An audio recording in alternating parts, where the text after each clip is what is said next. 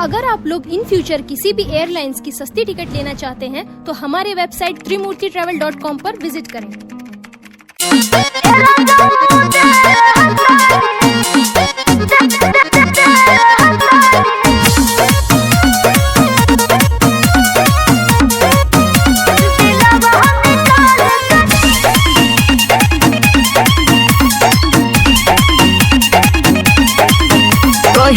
ले तो करबो इजहार हूँ हम सुने खाती बानी बेकरार हो। बोला कहिया ले तू करबो इजहार हूँ हम सुने खाती बानी बेकरार हो। कम बताई अपना धड़कन के हाल के हो सुना आजू के दिनावा सुहावन रतिया लुभावन हो। एरा जाऊ दे हतानी दिलवा निकाल के दिल में रखी हो संभाल के हो। एरा जाऊ दे हतानी दिलवा निकाल के दिल में रखी हो संभाल के हो।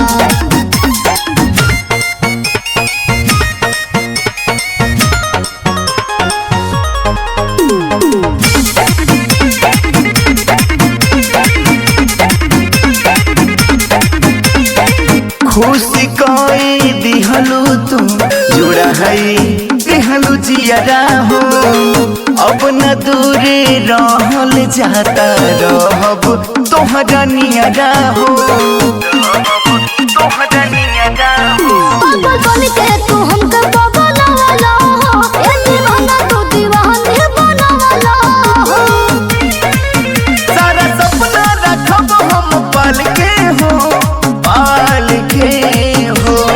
अच्छा आजू के दिनावा सुहावन रतिया लुभावन हो।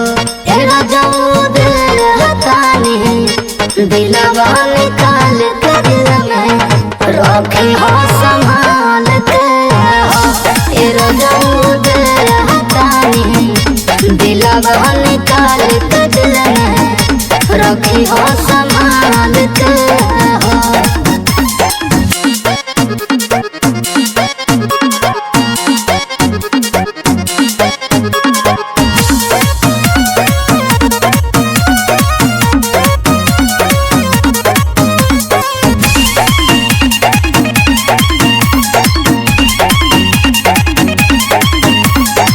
चांद बन के चमकत रही है दिल के आसमानवा में। फूल बन के महकत रही है प्यार के भावनवा में। प्यार के भावनवा में रंग लगे दरो जहां सजा दो हो।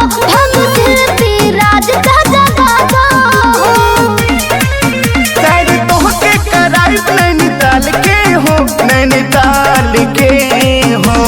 ठीक बा आजू के दिनावा सुहावन रतिया लुभावन हो।